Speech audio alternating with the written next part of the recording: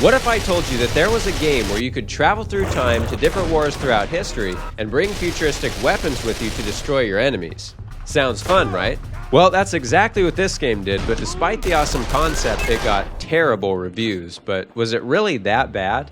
Well, first off, let's start with the fact that this is a game where you either know exactly what it is or have absolutely no clue. So for those of you who have no clue, it was an obscure Xbox 360 and PC release from 2009. That was the very first game ever developed by a company called 8 Monkey Labs. You play as a guy named Alexander Morris, who is just a random soldier fighting with General Custer at the Battle of Little Bighorn, when all of a sudden, even worse than taking an arrow to the knee, you take an arrow to the balls. Just before you die though, this orb appears and outjumps somebody from the future working for a company called Chronotech. It turns out that they need your help locating their missing founder, Dr. Cole, whose disappearance is starting to alter history.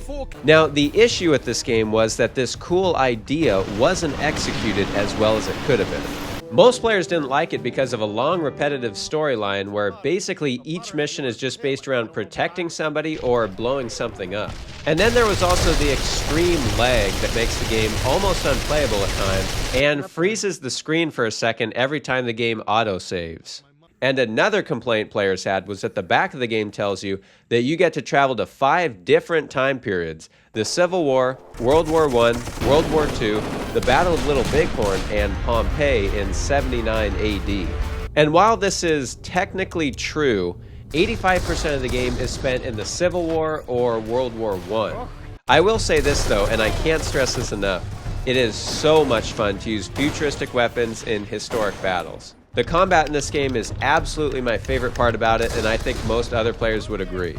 Whenever you travel back in time, you usually end up using weapons that are period correct, like this Henry repeater in the Civil War, or bolt-action rifles in World War I. But sometimes you need a little extra help to alter history, and that's when things like this come in. These guns are obviously overpowered as shit, so nobody stands a chance. And at one point in the game, you're given this homing missile launcher thing, and you just spray and the rockets automatically lock on to enemies. This has to be my favorite weapon for obvious reasons. And you can also upgrade your weapons too, but not each weapon individually. Instead, you just spend points on either your primary or sidearm weapon. And the way you earn these upgrade points is through a very interesting gadget. You see, throughout the game you'll encounter enemies that are highlighted in blue, which means you can't kill them or it will alter history basically. So instead of shooting them, you are supposed to throw these balls at them which stun them and then pop to knock them out. And not gonna lie, it's pretty funny to see these things in action.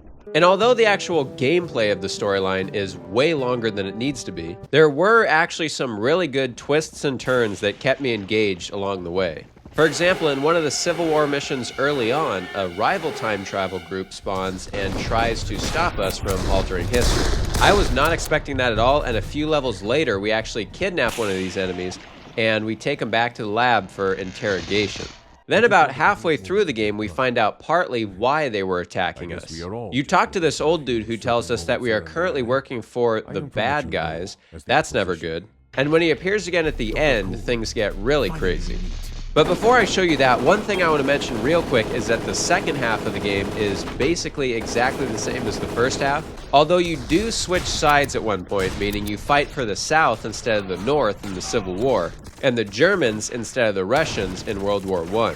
And there's also this one really cool mission that I forgot to mention where you hijack this Zeppelin, and you fly around in the air dropping bombs on Germans. It's pretty fun until your damage meter fills up and you explode.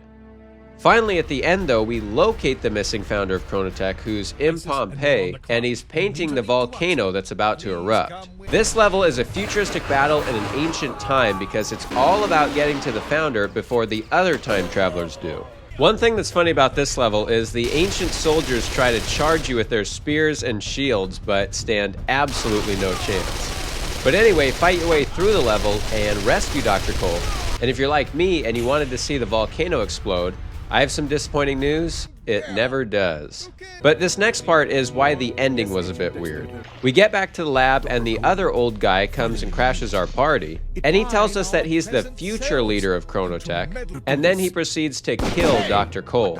The other agents who were trying to stop us all along the way were future Chronotech agents. And then this guy explains that he had to alter the timeline by killing Dr. Cole because there was a massive pandemic in the future that killed 2 billion people. You see, Dr. Cole had a strict policy of not altering the future, but this new leader decided that he had to make one exception to prevent this pandemic. And then the game just ends with the old guy telling you to join him. That's it. Despite that ending though, and all the other flaws in the game, I still think it's pretty good. Let me know in the comments down below what you think.